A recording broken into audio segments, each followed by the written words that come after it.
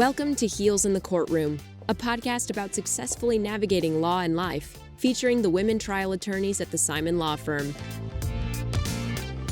Hi, everyone, and welcome back to another episode of Heels in the Courtroom. This is Erica Slater, and today I am joined by Amy Gunn, Elizabeth McNulty, Megan Crow, and Mary Simon.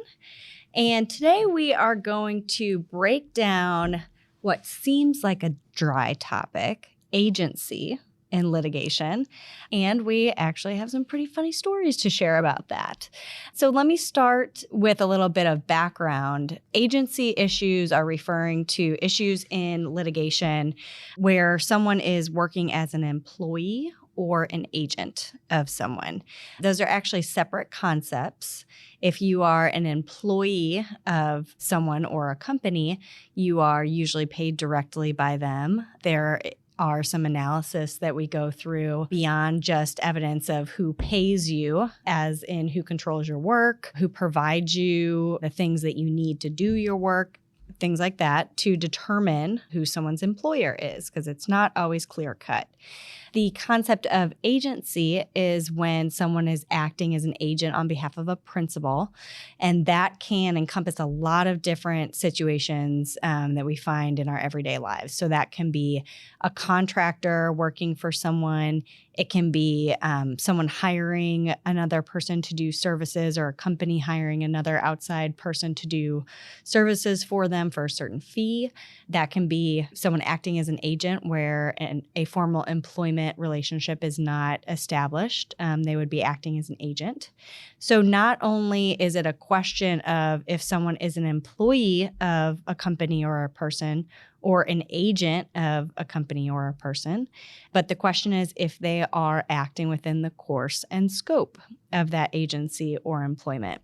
And that's a fancy way of saying, were they on the job when whatever happened, happened. So this is an important analysis that we all go through at the beginning of many different cases, because if you are working as an employee or agent for an employer or principal and you injure someone, then that employer or principal is on the hook for your conduct.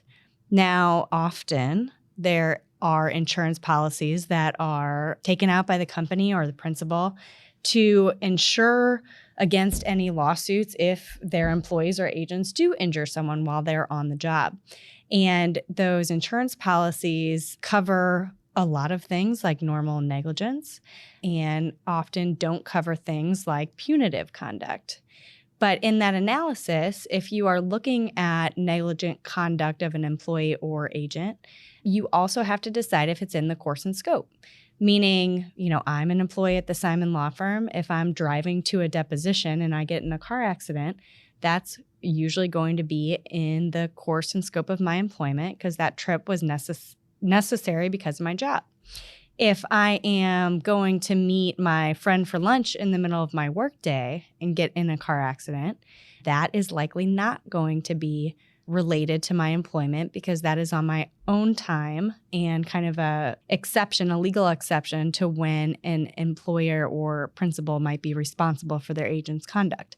That's called the coming and going rule. So this is a lot of legalese that leads us up to a couple examples that we want to share with you, because our firm has been very closely involved in litigating the agency issue in the courts in the medical malpractice context, which Amy's going to explain today.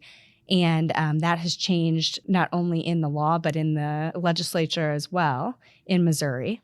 And Mary and I are going to share with you a recent case that we had, as far as a common house cat being the deciding factual turn key in the case. So, Amy, let's start with the Jefferson case that you handled. And if you could just tell us a little bit about the specific agency issues in that case, and also kind of tee up for us how agency works differently in medical malpractice and in Missouri specifically. Okay, first I'll just say that my heart is broken that I don't get to do the cat analysis and the cat story, because as you all know, and maybe some of our listeners know, I love cats, love them. So It's not I'll leave fair. that to you. That glory goes to you. But with respect to agency and employment in medical malpractice cases, we're going to go back in time, a little historic analysis. It used to be in the good old days that physicians who worked at hospitals were considered agents of the hospital. So if you went to the hospital and you needed care in the emergency department, or you needed any imaging done, a CT scan or an MRI or an X-ray, or you needed surgery, the care that you got at the hospital would largely be done by a physician. And whether that physician was actually an employee, a W-2 employee of the hospital, really didn't matter, as long as you could prove that the hospital had control over the ability of that doctor to work in the hospital. Hospitals are governed by JCO. Now it's commonly referred to as the Joint Commission. And that really is the vehicle by which hospitals get paid by the federal government. So you can see why this is critically important and why hospitals follow Joint Commission rules very closely. And part of the Joint Commission rules involves credentialing of physicians. Hospitals have to undertake analysis to determine whether a physician is competent and qualified and trained and educated to provide care to its patients. Doctors have to be privileged at the hospital. They have to be a member of the medical staff before they can see patients. So in the Jefferson case, it involved a woman who had a CT scan done of her abdomen after giving birth to her first child. And it was reviewed by a radiologist who was not employed by the hospital, but her radiology group had an exclusive contract with the hospital to do all of the reading of films for that hospital. Now, my client had the CT scan, there were a series of them, had the CT scans done at the hospital, had no knowledge of who or which radiologist was actually reading her scans. It didn't matter to her. She would just show up at the imaging center at the hospital, get her scan, go home, and be told of the results, typically by the ordering physician, which was her gynecologist. So that negligence involved the radiologist misread the CT scan and did not note a mass under her pancreas, which turned out to be colon cancer. Because that mass was missed by that radiologist, it was allowed to grow and advance to stage 4. Long story short, unfortunately, my client passed away during the pendency of the litigation. We had started that suit before she passed away and continued it for her minor children. So, Amy, when you were analyzing who you needed to sue in that case, what factors were you looking at to decide who were included as defendants under the agency analysis? Well, at that point, it was very easy. You sue the hospital and the physician because the care happened at the hospital. And the physician you sue because they're the ones that misread it. So as that litigation began, it was an easy choice to sue the hospital and the doctor. The hospital then files a motion to, I think for summary judgment, because the legislature had passed a law, Missouri legislature had passed a law saying that hospitals are not responsible for the actions of physicians who aren't employed by the hospital. So basically erasing the idea of agency. And Erica, as you introduced at the top, there's your principal and an agent. You don't have to be a W-2 employee. Your actions have to be controlled by the principal. In this case, the actions have to be controlled by the hospital. So that's the analysis that we undertook. And there was a case, the Scott case, from a number of years ago that really set out all kinds of factors. Things like, did the doctor wear a white coat that had the hospital's name on it? Did the doctor use the equipment of the hospital and the staff of the hospital to fulfill his or her obligations to the patient? Are they a member of the staff? And all these seemingly small things, but that's what establishes agency. The hospital doesn't have to tell the doctor exactly how to do the job, but the hospital has to control whether the job can be done. And the doctor can't do that job on their own without the facility and equipment that the hospital provides for their use. Absolutely. The doctor can't even walk in the door of that hospital to perform services without the hospital accrediting that doctor to do so. And the hospital never would do that because it would be against the Joint Commission rules and they wouldn't get paid, and no one's risking that. And the hospital is profiting from that physician providing services at their facility. Absolutely. And normally anybody who's been, unfortunately, in the hospital, you'll get bills from the hospital, but also a random bill from a radiologist or from a surgeon or from an anesthesiologist. And while that doctor, in the Jefferson case, the radiologist did bill separately, so did the hospital for the staff and the equipment for the actual CT scan, then the radiologist bills for reading the CT scan. So in Jefferson, the summary judgment motion was written that said, this doctor was not a W-2 employee. And I got out the statute, and as sometimes happens in state legislatures, that the folks that are writing the laws largely aren't lawyers. And so what you can do is sometimes read it really carefully and find flaws and loopholes. And that's what we did in that case. The statute did not define, quote, employed physician. So again, the statute says, unless the doctor is an employed physician, the hospital's not responsible. Or that's paraphrasing, but that's essentially it. But employed physician wasn't defined. And so I went back into case law and the Scott decision, and where it said employment is a matter of all these factors. If the principal or the hospital controls the work of this person, then for all intents and purposes, they're employed and are responsible for their actions. So we went through that case. The trial court granted the summary judgment. I tried the case against the physician. We settled that case after 2 weeks of trial. I think I've told that story before.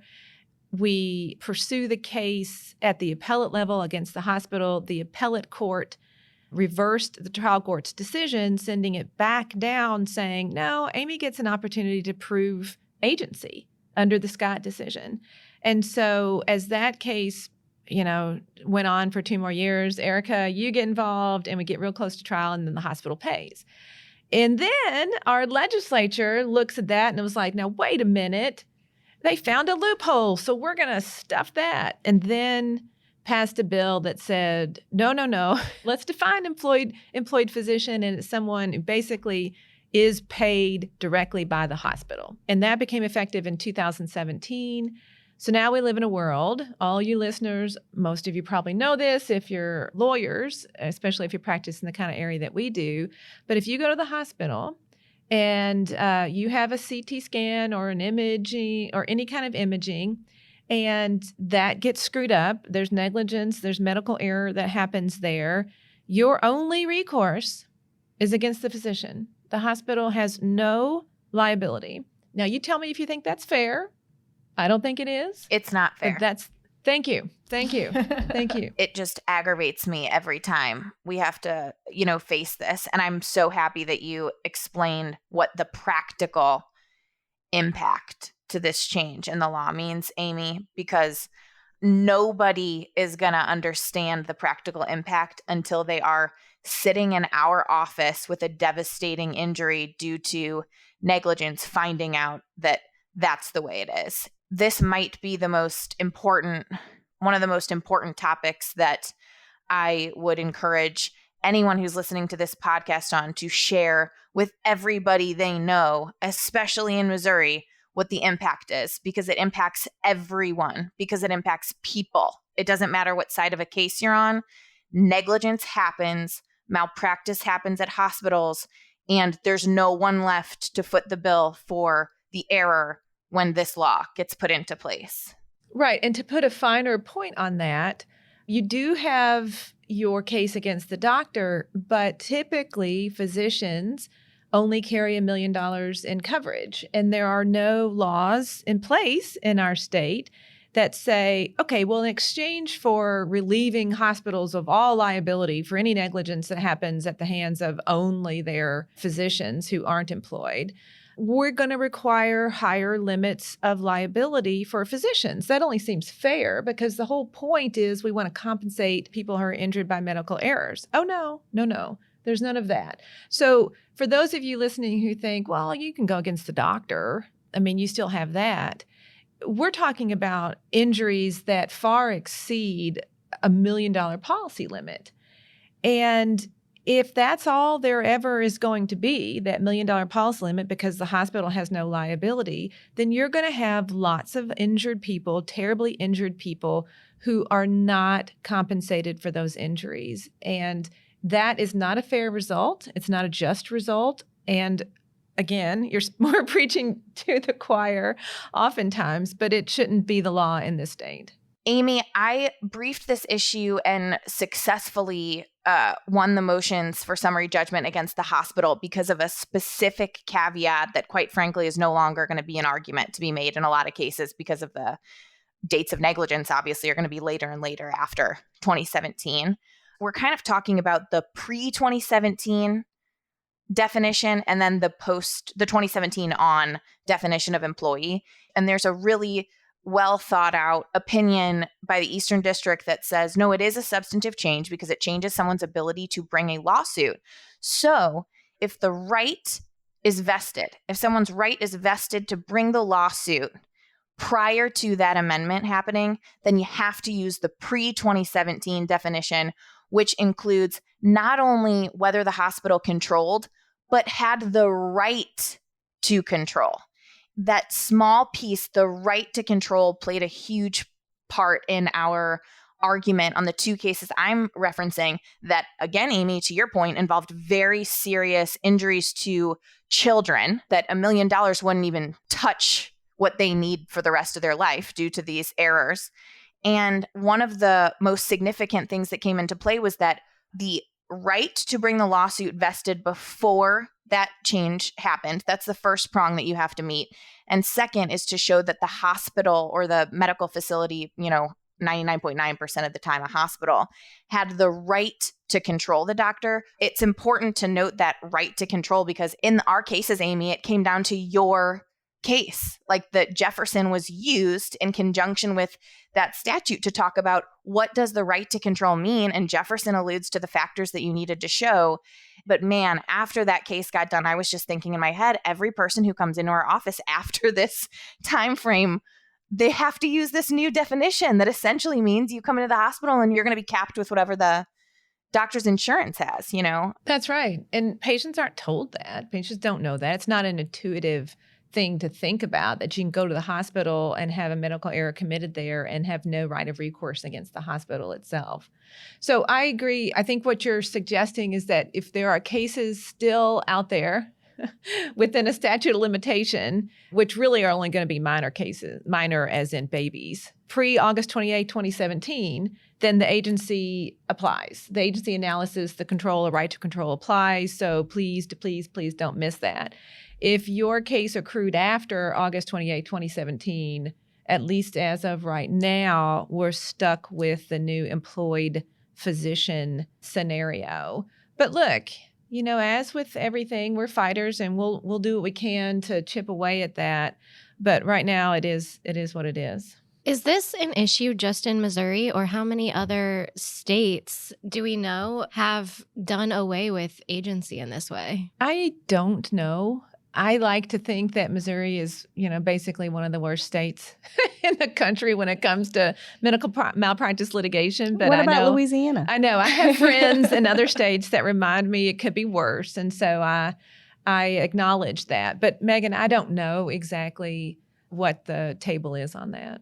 In response to this change in the law, is this where negligent credentialing came from? And I know Amy can probably speak to what that claim is. Yes, and as we discussed a few episodes ago in the Frazier trial, I believe one of the unintended consequences of the employed physician statute is the rise of a negligent credentialing cause of action, which is an effort by firms like us and lawyers who represent folks in medical malpractice claims to hold the hospital accountable despite the employed physician statute, arguing that the physician was not competent to be at the hospital that day, to perform that surgery, to read that film, to administer that anesthesia, that the hospital fell down on its duty to protect the patient by ensuring that the physician was competent to perform those duties. So that's a newer area of law. And as we talked about in Frazier, there's one Supreme Court case in Missouri that is very complicated and confusing. So we'll see if there's any help on that. But yes, Megan, when we hit a brick wall, you can do a couple of things. You can stop and go home, or you can try to climb it. And so one of the things that we do is we try to figure out a way to scale that wall. What you're talking about is a new way that we are alleging medical malpractice cases, which is kind of taken from other areas of law that are pretty common. So, for example, in my trucking cases, I will often sue the truck driver as well as the employer. I have claims against the truck driver and the employer together as defendants, which are based on the legal concept of vicarious liability between the truck driver and the trucking company, meaning the trucking company is on the hook for the conduct of their employee while on the job. And I will also have what's called direct negligence claims against the trucking company, which are claims for negligent hiring, negligent supervision, negligently maintaining the vehicle or the equipment that they gave the truck driver to use. And it's the same concept, if you will, just in that scenario, the hospital is the trucking company and the physician is the truck driver. And so it's direct negligence claims against the hospital for the way they've interacted with the physician. And they still have a duty, if they are enabling someone to, say, perform surgery in their facility with all their equipment, to use reasonable care in who they decide is allowed to be in that room. This is an extreme example, but it's the idea that, no one would agree that it would be okay for a hospital to allow a person who is not a medical doctor to perform surgery in their OR. Now, that sounds crazy, but that's where the concept comes from. And gosh, I wonder if that case is out there, where a doctor was not, or a person license was not active, yet a hospital was letting them perform surgery. I'm certain exactly that is out there. Exactly. And that's why the legal framework for those claims exists, because it sounds like an outlier, but if it happens, the law in every concept of fairness should provide for that claim to be brought. In the scenario that you introduced, the trucking scenario, why would you need to sue the trucking company directly for direct negligence? Why isn't it enough just to sue the driver? Because it's based on different conduct. So the injury happens in one event, let's say, in a collision with a truck. But there's different conduct that caused that person to get there. One is the truck driver's actions. How did they operate the truck that, caused the accident? The other is basically credentialing, if you will, a commercial driver. And companies are the gatekeepers to who they allow to drive for them, just as hospitals are the gatekeepers of who they allow to operate in their OR, who they allow to read scans taken on their equipment. And so you would bring those other claims, the direct negligence claims, because they're based on separate conduct. And the other concept, at least in Missouri, and this differs a little bit in each state, is that if the conduct is so outrageous, a trucking company may not be on the hook for their employees' punitive conduct, meaning, say they were high on cocaine or something, and, technically their insurance policy excludes actions that are based on illegal conduct, which, you could qualify that as that. The conduct of the trucking company, who maybe knew that that person was a drug user and had other drug violations on their commercial license, if they allowed that person to drive, that is separate conduct that could be found to be punitive conduct that the trucking company would be responsible for. So there's a lot of case law out there that says the principal or the employee is not responsible under a theory of vicarious liability, meaning I'm responsible because you're on the job, for punitive, but they are responsible for their own punitive conduct. Okay, I got it. So if there's a trucking accident, let's just take the example of the truck driver maybe wasn't doing anything all that bad at that very moment. Maybe they just looked down and rear-ended someone versus being high or texting or something more punitive.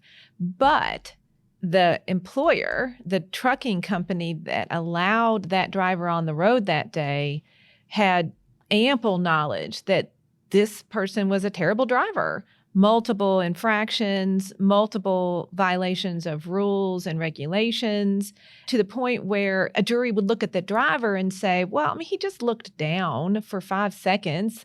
That's negligence, but maybe not punitive conduct. But they could look at the trucking company and say, this guy was dangerous. He'd had 4 different accidents. He'd had 20 tickets. He'd had 100 violations. And that company should have never let that guy on the road that day that led to the injury to the plaintiff. Right. Yeah. It Got comes it. down to basically foreseeability. I mean, we had a case that we just recently handled where the trucking company was on the hook for negligent hiring. It wasn't a case of drunk driving or driving on drugs or anything like that. It was a kind of what you were explaining, Amy, a simple collision that happened because he wasn't paying attention and the driver merged into our client's lane. But we get into looking into his records, and this person was previously fired from a job for having too many driving infractions, and there were excessive records from that previous company showing each infraction, and it was the same thing over and over and over again. I think there was like 24 instances of this similar conduct having happened in the past, and we were able to show that the company that hired him got his previous records, knew of all these infractions, and so in hiring them, it would have been foreseeable that he would do that again and cause the exact type of accident that he did. Got it. I think that makes a lot of sense, because at first I was like, well, kind of the same scenario. Just sue the doctor. Why would you need to sue more than one person for the same injury? And the answer for a trucking case is a little bit different than the answer for a med-mal case, but it's equally as important that the principal, if you will, be allowed to be held liable. Erica, you gave the example at the very beginning of our discussion about whether you're driving to a deposition or you're going to get lunch with your friend. And in the realm of trucking cases, it's not always so cut and dry. And it was comical in our case when I would, well, you should just explain why it wasn't so cut and dry with the driver in our case and whether or not they were on the job. And it led to some pretty interesting oral arguments that had everybody laughing in the courtroom. All right. Before I tee this up, I want everybody to get out a pen and paper, and I want you to count the amount of times I'm about to reference cats. Yes, I got it. Here we go. So when we're analyzing agency issues, at the beginning of the case, a client comes in and we hear that they're in an accident with a driver. And in this particular case, it was with a pickup truck and a motorcycle. Okay. Some lawyers may think, okay, well, we're going to sue the driver.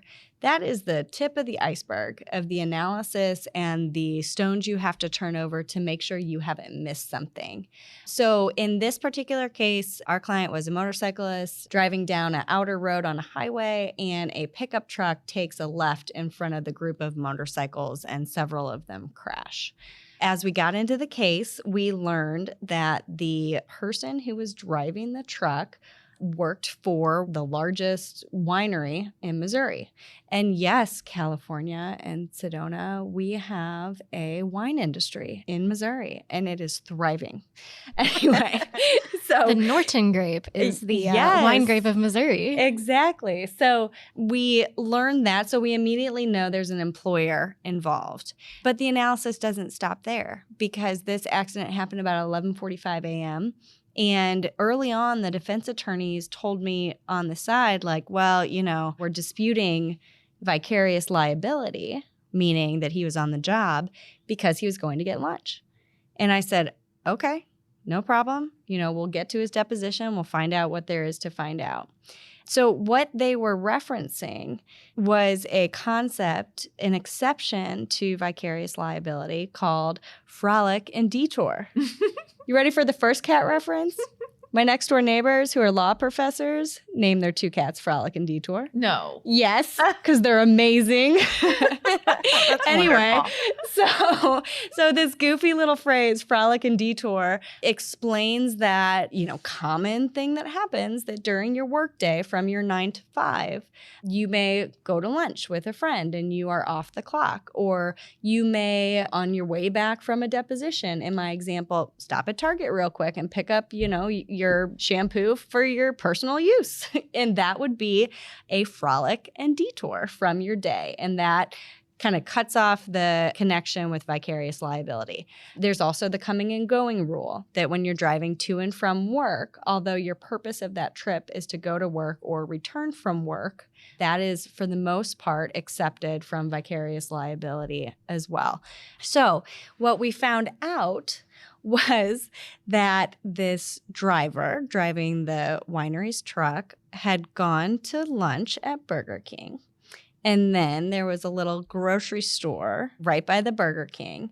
And he goes into the grocery store and he picks up a case of water, some burritos, and a 3-pound bag of cat food. Well, guess what, ladies and gentlemen?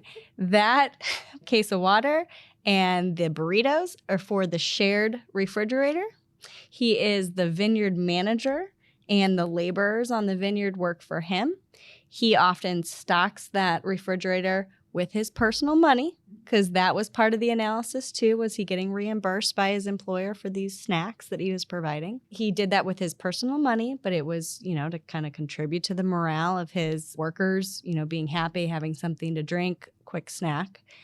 And also, the cat food was for the winery cat who was a stray, and they brought into the winery office where the laborers, keep their lunch, stop in for a break during, their long day, and they cared for the cat there. The cat lived there. I was asking questions like, does the cat have a litter box in the house? You continue to feed it? Does it chase mice anymore, or does it rely on the food that the winery employees are giving it? Guys, this was all part of the analysis, I promise you. So basically, when the defendants filed a motion for summary judgment saying that the employee was not in the course and scope of his employment, we were looking at all, and there's a ton of case law about this, where employees are doing something that seems like it's in their off time, but it is for the benefit of the workplace. And in this case, it was buying cat food and snacks for the employees and the company cat. So when we deposed the corporate representative of the winery, which is the second generation family owner of this winery, we were cross-examining him with Facebook posts of cats that the winery had put on their Facebook page of the winery cats. And the defense attorneys were gaslighting me the whole time. And so was the corporate rep saying like, no, those are just feral cats. We don't care for them. We don't, it's the country. There's lots of feral animals. True. But then on an attorney meeting, Amy alerted me to the coffee table book called Wine Cats, which is an entire coffee table book devoted to the winery cats that wineries keep for a historical purpose. They used to chase away mice in the cast rooms or something. They are very important. Very important to the winery industry. Yeah. So And this to is this not case. new. And to this case. And to my personal life. Exactly. So now this is the case, I'm sure I've talked about it before, where it settled on the Sunday night before the Monday trial. On Monday, I was 38 weeks pregnant. I went into labor that night, 30 hours after we resolved this case. And once I resurfaced from maternity leave, I got the defense attorney and Mary both a copy of Wine Cats as a coffee table book, which I think he thinks is funny. He does. Yeah, he does. And another funny thing from that case, at the very end, they went ahead and admitted course and scope liability because we did overcome the summary judgment motion, and the judge said that whether the driver was in the course and scope was going to be an issue for the jury, which actually meant that we would be putting on all this evidence of the winery cat. But they, wanted to take out that issue from trial and basically, choose their battles. So they admitted that the employee wasn't course and scope. And the judge just paused and looked at all of us and he said, man, that's one expensive cat. And I'll tell you, Erica, we talk on this podcast a lot about things that regularly come up with us being female attorneys and male attorneys. I have never spent so much time in a room or on hearings with very experienced male attorneys asking really particular questions about a cat's preference and a cat's day-to-day schedule, what that entails and who's involved in it. And it was very entertaining, I have to say, just listening to the questions. We'd get on the Zoom with the judge, and the judge was great. And he would just be like, all right, we're talking about the cats again. Yes, yeah. We are. Well, and my favorite was watching your dad depose the corporate representative with the Facebook pictures of the cats. And he was asking about scratching posts that were in the background. And he's like, is that the winery office? Is that the scratching post for the winery cat? I mean, it was great. It was great. Anyway. And just for reference to our listeners who love cats and maybe wine as well, the Wine Cats book is available on Amazon. And I'm looking at it right now, and there's only 13 left in stock, friends. So, because I bought about 10 of them. That's right. And passed them out to anyone who worked on the case. It is delightful. It's a delightful book. Yes.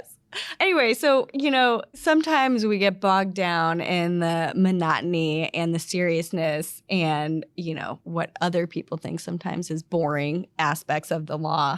But, then you throw in a winery cat and a good deed like buying a bag of cat food, and all of a sudden you have liability for some extremely serious multi-million-dollar injuries. Good work. Thanks.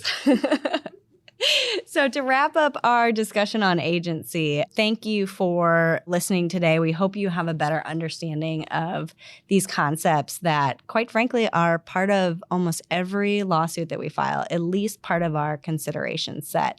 And the legal analysis that goes into determining agency issues, whether it be medical malpractice, trucking cases, or any other cases, are very important to any lawyer's practice. So thanks for joining us today, and you can catch us next Wednesday on Heels in the Courtroom. If you have questions or suggestions, email us at heelsinthecourtroom.law. Thanks. Amy, Liz, Mary, Erica, Elizabeth, and Megan would love to hear from you at comments@heelsinthecourtroom.law. And if you love Heels in the Courtroom, check out the other legal podcasts in the Simon Law Firm library. John Simon's The Jury Is Out podcast focuses on lifelong learning to elevate your practice. And dive into the legal drama behind America's first medical malpractice case against opioid overprescription in Results Don't Lie. Subscribe today.